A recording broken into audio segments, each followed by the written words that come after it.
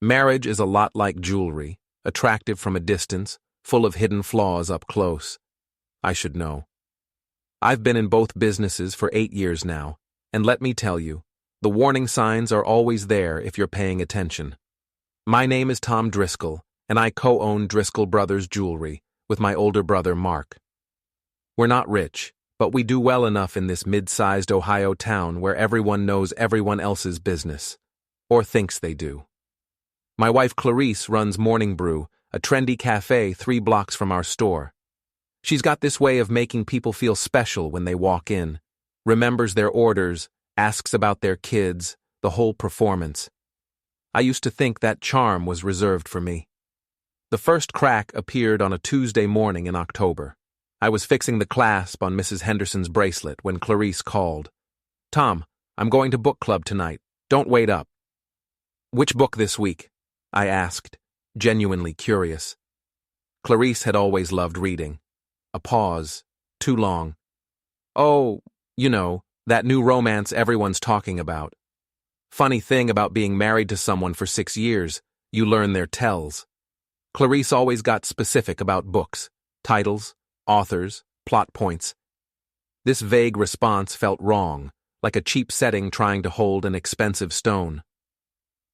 That evening, I drove past the library where her book club supposedly met.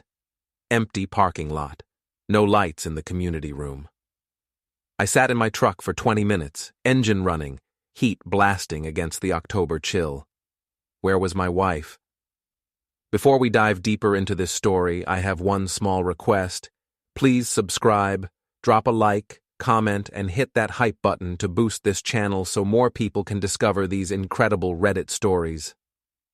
The next few weeks turned into a masterclass in surveillance. Not the creepy, obsessive kind, just paying attention to details I'd been ignoring. Clarice started taking her phone everywhere. Bathroom, shower, even to grab mail from the front porch.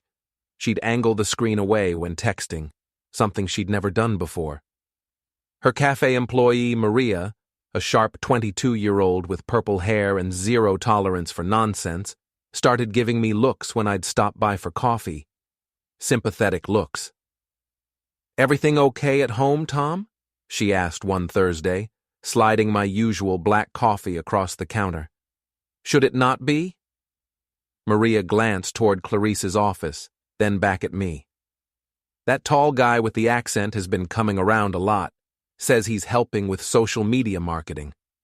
My stomach dropped, but I kept my voice steady. "What kind of accent? Eastern European, maybe? Really smooth talker? Has this way of making Clarice laugh that—" She trailed off, realizing she'd said too much. That night, I did something I'd never done before. I looked through Clarice's laptop while she showered. Her browser history was mostly cleared, but she'd forgotten about saved passwords. Instagram led me to a profile.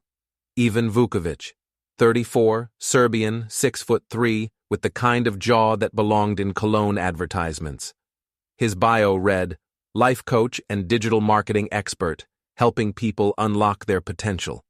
His posts were a mix of motivational quotes and shirtless gym photos, but what made my hands shake was the comments. Clarice had liked every single post going back 3 months. Not just liked, she'd commented with heart-eye emojis and phrases like "so inspiring" and "you're amazing." I scrolled deeper. Ivan had a YouTube channel called Unlock Your Desires. Most videos were standard self-help content, but one title made me pause. How to pursue what you really want, even when it's complicated. The thumbnail showed Ivan sitting in what looked unmistakably like Morning Brew's back corner booth. Planning Clarice's birthday party gave me the perfect opportunity. She wanted something small and intimate at the cafe, just close friends and family. I volunteered to handle the technical setup, music, slideshow, the works. "You're being so sweet about this," Clarice said, kissing my cheek as I tested the cafe's sound system. "I know parties aren't your thing." If only she knew what kind of party this would become. I spent 2 weeks preparing. Maria, bless her observant heart, had become an unofficial ally. She'd noticed Ivan's visits coincided with Clarice's mysterious, vendor meetings, and started keeping notes. He always orders the same thing, Maria told me during one of our careful conversations. Large cappuccino, extra shot, no foam, sits in booth 7 for exactly 2 hours. They talk real close, you know? Heads together, lots of whispering. The breakthrough came when Maria mentioned Ivan had left his phone charging behind the counter and asked her to watch it. She'd glimpsed several notifications from C with heart emojis. 3 days before the party, I made my move. Ivan's YouTube channel had a public email for business inquiries. I created a fake account pretending to be a local business owner interested in his marketing services. He responded within hours, eager to meet. We arranged a consultation at a sports bar across town. I needed to see this guy face to face, take his measure. Ivan showed up exactly on time, dressed in an expensive leather jacket that probably cost more than most people's monthly rent. His handshake was firm, his smile practiced, his confidence absolute. "So, Tom, what kind of business are you looking to grow?" he asked, settling into the booth with the ease of someone accustomed to being the most interesting person in any room. I fed him a story about expanding my jewelry store's online presence. He listened intently, occasionally nodding and making notes on his phone. Professional, charming, completely believable. "You know," he said, leaning forward conspiratorially, "I actually do some work with a local cafe owner. Beautiful woman, very passionate about her business. Maybe you know her. Morning Brew?" The audacity was breathtaking. He was bragging about seducing my wife to my face. "Can't say I do," I replied, matching his casual tone. "But I'd love to see some examples of your work." Ivan's eyes lit up. He pulled out his phone and started scrolling through photos. "Here's some content I created for her Instagram. Really helped boost engagement." The photos showed Clarice in poses I'd never seen, leaning against the cafe counter with a sultry smile, holding a coffee cup like it was fine wine, looking over her shoulder with an expression that belonged in a perfume commercial. "She's very photogenic," Ivan continued. "Natural talent for this kind of thing. We've been working together for about 3 months now." 3 months. Exactly when the book club meetings had started. Saturday evening arrived with unseasonable warmth for late October. Morning Brew looked perfect, string lights casting a golden glow, tables arranged in a cozy circle, the scent of Clarice's favorite vanilla candles mixing with fresh coffee. Guests started arriving at 6. Clarice's sister Rena came first, carrying an elaborate gift bag and wearing a smile that didn't quite reach her eyes when she looked at me. Her best friend Tasha followed, already filming everything for Instagram. Mark arrived with his wife Jenny, both carrying bottles of wine and wearing the slightly confused expressions of people who sensed undercurrents they couldn't identify. Clarice looked stunning in a black dress I'd bought her last Christmas. She moved through the room like a gracious hostess, accepting hugs and compliments, her laughter bright and musical. At 7:30, Ivan walked in. He brought flowers, not just any flowers, but white orchids, exotic and expensive. The kind of gift that spoke of intimate knowledge, of knowing someone's secret preferences. "Ivan." Clarice's voice carried a warmth I hadn't heard directed at me in months. "Everyone, this is Ivan Vukovic. He's been helping me with the cafe's marketing." Introductions were made. Ivan charmed everyone effortlessly, complimenting Tasha's dress, asking Mark about the jewelry business, even managing to make Rena giggle with some story about Serbian coffee traditions. I watched from behind the counter, making final adjustments to my laptop connected to the cafe's television. Everything was ready. "Okay, everyone," I called out, raising my wine glass. "Before we get to cake, I put together a little slideshow celebrating Clarice's year." Approving murmurs filled the room. Clarice beamed at me, her eyes soft with what looked like genuine affection. "You're the best husband ever," she said, loud enough for everyone to hear. I clicked play. The first few slides were exactly what everyone expected. Photos of Clarice at the cafe, with friends, celebrating small victories and milestones. Normal, sweet, appropriate. Then, The content shifted.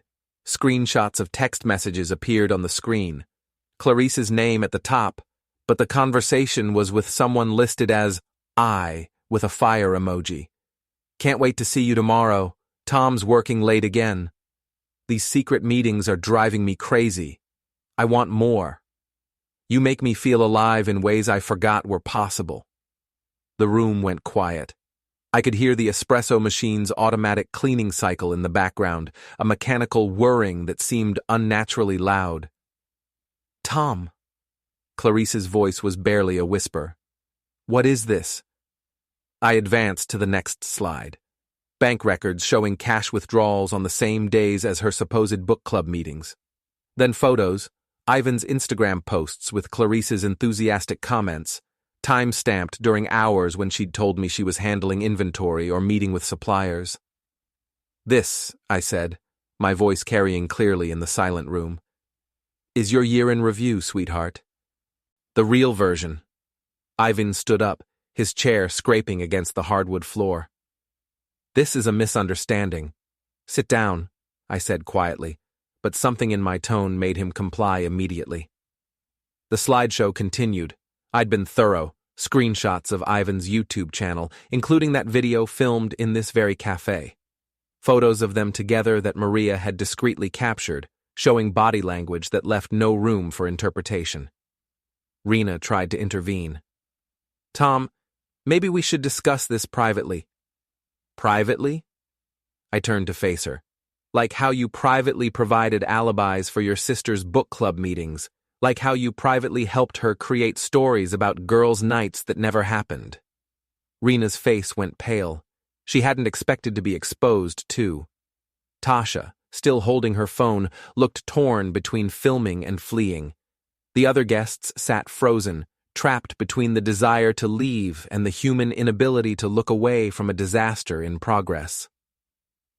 Tom, please. Clarice stood up, tears streaming down her face. Can we talk about this at home? Home? I laughed, but there was no humor in it. You mean the home you've been lying about every single day for 3 months? The home where you plan your meetings with Ivan while I'm working to pay for your cafe? I clicked to the final slide, a screenshot of Ivan's most recent YouTube video posted just 2 days ago. Success story. How I helped a local business owner discover her true desires. The description mentioned a beautiful cafe owner who had transformed her life through his coaching. Ivan finally found his voice. You don't understand the context. I understand perfectly, I interrupted. You run a channel teaching men how to seduce married women. You targeted my wife, documented the process, and turned our marriage into content for your followers. The room erupted. Mark started toward Ivan, but I held up a hand to stop him. Tasha was definitely filming now. Rena was crying. Other guests were gathering their things, clearly wanting to escape. But I wasn't done. The best part, I continued, advancing to a slide I hadn't shown yet, is that Ivan here has been running this same playbook on 3 other married women in town. Mrs. Patterson from the library, Jennifer Walsh who runs the flower shop, and Amy Chen from the yoga studio, all documented on his private Instagram account. Ivan's confident mask finally cracked. That's not... How did you... Professional curiosity, I said. When someone's trying to steal your most valuable possession, you research their methods. The party ended exactly as I'd planned, with Clarice's social circle in ruins and Ivan's predatory behavior exposed to everyone who mattered in our small town. But I wasn't finished. Over the next week, I methodically dismantled everything they'd built together. I contacted the cafe's landlord with evidence of Clarice using the space for personal meetings during business hours, violating her lease terms. I reached out to Ivan's other victims, providing them with evidence of his systematic manipulation. The legal separation was swift. Ohio's no-fault rules meant the adultery didn't matter for the proceedings, but it mattered for everything else. Community property laws worked in my favor since I could prove Clarice had been diverting marital assets to fund her affair.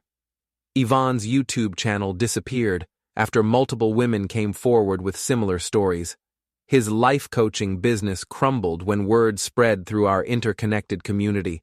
Maria texted me updates as Clarice struggled to keep Morning Brew afloat without the financial support she'd taken for granted. The cafe's reputation suffered as gossip spread, and several longtime customers found other places for their morning coffee. 2 weeks after the party, I was working late at the jewelry store when Clarice appeared at the front door.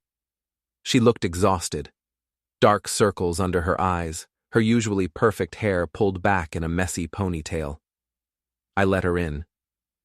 "Tom," she said, her voice hoarse from crying. "I know I have no right to ask, but I need help. The cafe is failing. Ivan disappeared, changed his number, moved out of his apartment. I can't do this alone." I looked at her for a long moment, this woman I'd loved for 6 years, who'd shared my bed and my dreams and my trust. "You're right," I said finally. "You can't do this alone, but that's not my problem anymore." I handed her an envelope, the final divorce papers, signed and notarized. "The cafe was your dream, Clarice, your choice, your responsibility. You wanted to discover your true desires? Congratulations, you found them."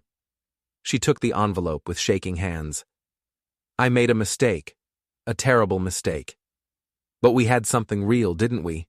6 years of marriage has to count for something." "It did count," I said, "right up until you decided it didn't." I walked to the door and held it open. "Goodbye, Clarice." She left without another word, and I watched through the window as she got into her car, the same car where she'd probably taken dozens of calls from Ivan, planning their meetings while I worked to build our future. I locked the door behind her and returned to my workbench, where Mrs. Henderson's bracelet waited for its final repair. Some things could be fixed. Others were too damaged to save. The choice was knowing the difference.